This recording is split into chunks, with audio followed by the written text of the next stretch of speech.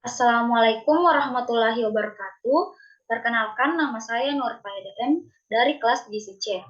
Di sini saya akan memaparkan jurnal mengenai stroke dengan judul faktor-faktor yang berhubungan dengan efikasi diri pasien pasca stroke.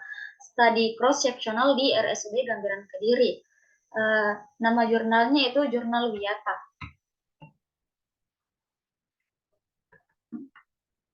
Adapun topik pembahasannya yaitu yang pertama pada tujuan, yang kedua metode, yang ketiga hasil, yang keempat pembahasan, yang kelima kesimpulan, dan yang terakhir yang keenam itu saran. Sebelum saya masuk ke topik pembahasan, di sini saya akan menjelaskan latar belakang peneliti melakukan penelitian. Stroke terjadi dengan tiba-tiba, tetapi memberikan dampak jangka panjang seperti kecacatan, masalah emosional, depresi, dan juga perubahan dalam hubungan sosial. Sekitar 15 juta orang mengalami stroke setiap tahun di seluruh belahan dunia. Sedangkan di Indonesia, jumlah pasien stroke setiap tahunnya diperkirakan mencapai 500.000 penduduk, di mana 2,5 pasien meninggal dan sisanya menderita cacat ringan atau cacat berat. Menurut Riskesdas 2013, prevalensi stroke di Indonesia meningkat dengan bertambahnya usia dengan kasus tertinggi yaitu pada usia di atas 75 tahun atau sekitar 43,1%, dan yang terendah itu pada usia 15 sampai 24 tahun atau sekitar 0,2%. Sedangkan berdasarkan diagnosis tenaga kesehatan sebesar 7,0 per mil dan 12,1 per mil untuk yang terdiagnosis memiliki gejala stroke. Jawa Timur berada pada urutan keempat tertinggi dengan jumlah 16 per mil berdasarkan yang terdiagnosis memiliki gejala stroke. Di RSUD Gambiran Kediri, jumlah kasus stroke berada pada urutan pertama dengan jumlah rata-rata pasien stroke setiap bulan di ruang penyakit dalam adalah 30 pasien.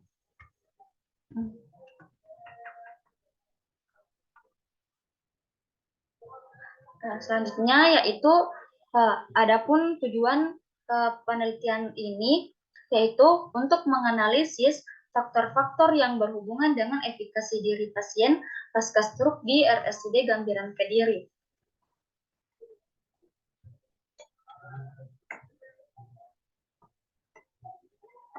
Selanjutnya yaitu metode. Adapun metode yang digunakan dalam penelitian tersebut yaitu menggunakan desain cross-sectional study.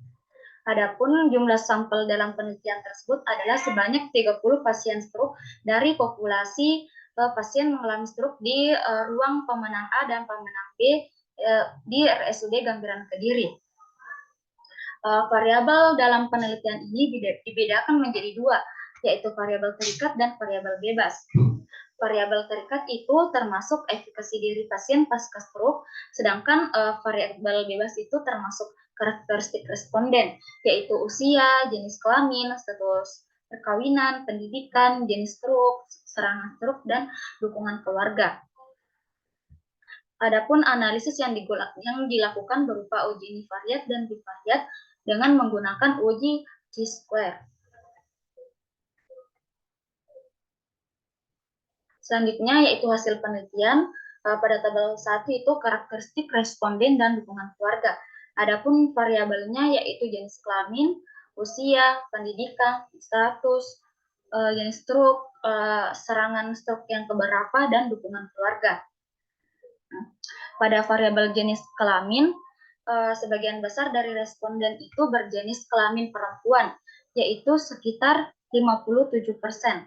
Dan pada variabel usia itu sebagian besar responden pada tahap lansia akhir, yaitu sekitar 40%.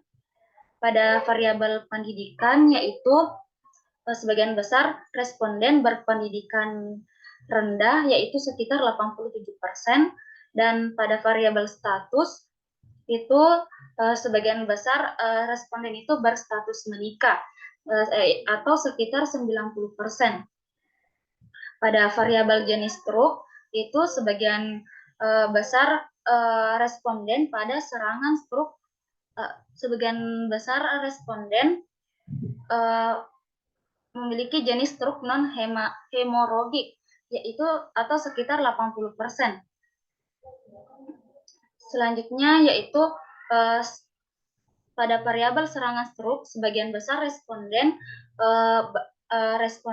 pada serangan stroke pertama, yaitu sekitar 80% juga.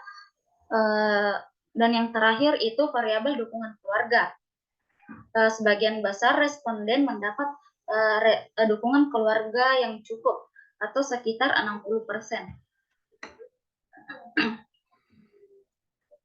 Selanjutnya ada tabel kedua tentang efikasi diri pasien. Variabelnya ada 3, yaitu tinggi, sedang, dan rendah. Pada tabel tersebut menunjukkan bahwa efikasi diri pasien pasca stroke sebagian besar pada kategori sedang, yaitu sekitar 60%.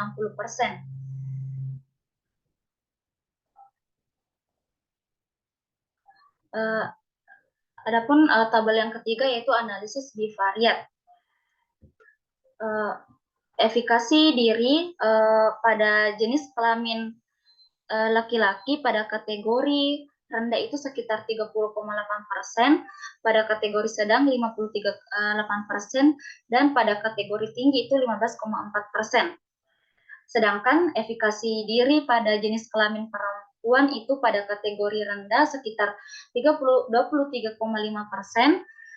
pada kategori sedang yaitu 64,7%, dan pada kategori tinggi itu sekitar 11,8%. Selanjutnya yaitu efikasi diri berdasarkan usia, itu berdasarkan usia di bawah atau kurang dari 45 tahun itu pada kategori sedang sekitar 50,0% dan pada kategori tinggi itu 50,0%. Sedangkan efikasi diri pada usia lebih dari atau sama dengan 46 tahun itu pada kategori rendah sekitar 28,6%, pada kategori sedang itu 60,7%, dan pada kategori tinggi itu 10,7%. Selanjutnya efikasi diri pada status perkawinan. Status perkawinan menikah itu pada kategori efikasi diri status perkawinan menikah itu pada kategori rendah sekitar 18,5%, pada kategori sedang itu 66,7%, dan pada kategori tinggi sekitar 14,3%. Sedangkan efikasi diri pada status perkawinan yaitu janda hanya pada kategori rendah, yaitu sekitar 100%. Selanjutnya itu efikasi diri berdasarkan pendidikan. Berdasarkan efikasi diri berpendidikan rendah itu pada kategori rendah itu sekitar 30,8%, dan pada kategori sedang itu sekitar 61,5%, serta pada kategori tinggi itu 7,7%. Sedangkan efikasi diri pada responden yang berpendidikan tinggi itu terdapat pada kategori sedang yaitu sekitar 50,0%, dan pada kategori tinggi itu 50,0%. Selanjutnya yaitu efikasi diri pada jenis stroke non hemoragik pada kategori rendah yaitu 8,3%, pada kategori sedang itu 75,0%, dan pada kategori tinggi yaitu 16,7%. Sedangkan efikasi diri pada jenis stroke hemoragik hanya pada kategori rendah yaitu 100%. Adapun efikasi diri berdasarkan serangan stroke ke yang pertama yaitu pada kategori rendah yaitu sekitar 16,7%, pada kategori sedang 66,7%, dan pada kategori tinggi yaitu 16,7%. Sedangkan efikasi diri berdasarkan serangan stroke ke sequel atau yang kedua itu pada kategori rendah sekitar 66,7%, pada kategori sedang itu 33,%. Dan yang terakhir itu efikasi diri berdasarkan dukungan keluarga. Responden yang mendapatkan dukungan keluarga cukup itu pada kategori rendah yaitu 22,2%, pada kategori sedang itu 77,8%, dan kepada kategori sedang itu 77,8%. Sedangkan efikasi diri responden yang mendapatkan dukungan keluarga baik pada kategori rendah itu sekitar 33,3%, pada kategori sedang 33,3%, dan pada kategori tinggi itu 33,3% juga. Selanjutnya yaitu berdasarkan uji C-score, variabel yang memiliki p-value di bawah 0,05 itu memiliki hubungan seperti yang berada pada p-value itu di bawah 0,05 itu seperti status perkawinan, yaitu p-value-nya itu 0,0010, dan jenis stroke itu 0,00, serta serangan stroke yang keberapa itu p-value-nya itu 0,41, dan dukungan keluarga 0,013.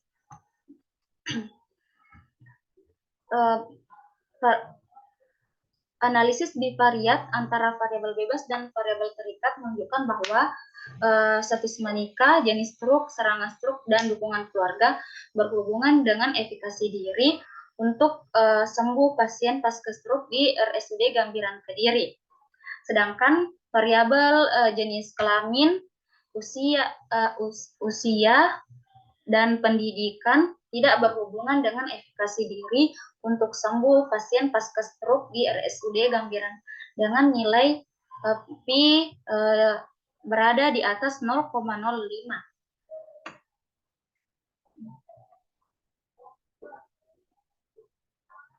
Selanjutnya yaitu ada pembahasannya. Jenis kelamin pada penelitian ini tidak berhubungan dengan efikasi diri karena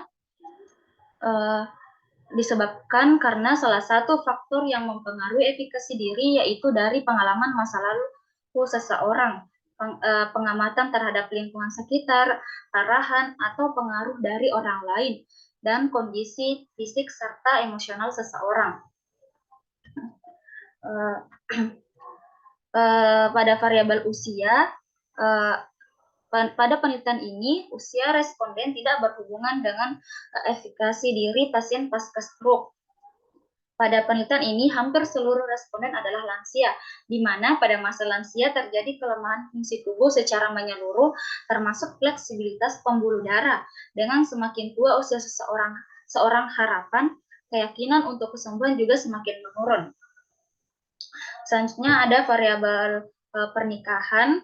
Status pernikahan pada penelitian ini berhubungan dengan efikasi diri pasien pasca stroke. Hal ini disebabkan karena status perkawinan merupakan salah satu bentuk dukungan yang diberikan untuk meningkatkan kesehatan pasien. Dukungan pasangan merupakan hal yang sangat diperlukan pada masa perawatan, baik selama di rumah sakit ataupun ketika pasien sudah di rumah. Dengan kedekatan dengan pasangan dapat berpengaruh penting terhadap proses penyembuhan penyakit. Selanjutnya yaitu pada variabel pendidikan. Pada penelitian ini juga didapatkan hasil bahwa pendidikan responden tidak berhubungan dengan efikasi diri, di mana pada penelitian ini hampir seluruh responden berpendidikan rendah. Pendidikan merupakan komponen yang sangat penting untuk seseorang individu. Pendidikan menjadi sebuah indikator seseorang telah menempuh pendidikan formal. Pendidikan seseorang dapat mempengaruhi pasien untuk memperoleh informasi terkait penyakitnya, sehingga apabila pasien memiliki pendidikan yang tinggi, maka efikasi diri pasien juga akan lebih baik. Selanjutnya itu variabel serangan stroke. Ada hubungan antara serangan stroke dengan efikasi diri. Faktor yang berhubungan dengan serangan stroke adalah gaya hidup.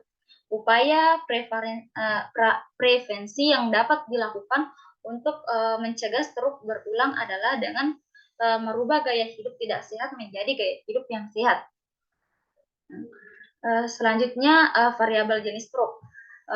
Pada penelitian ini ada hubungan antara jenis stroke dengan efikasi diri. Kejadian non-hemoragik lebih banyak bila dibandingkan stroke hemoragik. Banyak faktor yang menyebabkan terjadinya stroke non-hemoragik, salah satunya adalah aterosklerosis. Selanjutnya itu variabel yang terakhir, yaitu dukungan keluarga. Ada hubungan antara dukungan keluarga dengan efikasi diri. Dukungan keluarga berhubungan dengan efikasi diri dapat disebabkan karena salah satu bentuk dukungan keluarga yang diberikan pasien adalah pemberian motivasi. Sehingga dengan motivasi tersebut, pasien akan lebih bersemangat dan semakin memiliki efikasi diri untuk sembuh.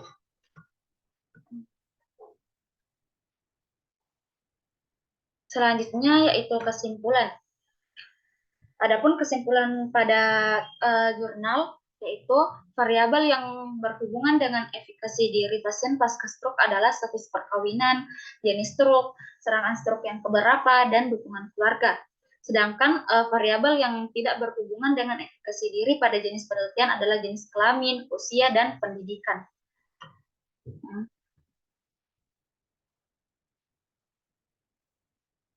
Adapun sarannya yaitu penelitian selanjutnya dapat menggunakan desain penelitian berbeda dengan jumlah sampel yang lebih banyak, serta dilakukan analisis lebih lanjut untuk mengetahui variabel yang paling berpengaruh terhadap efikasi diri pasien pasca stroke.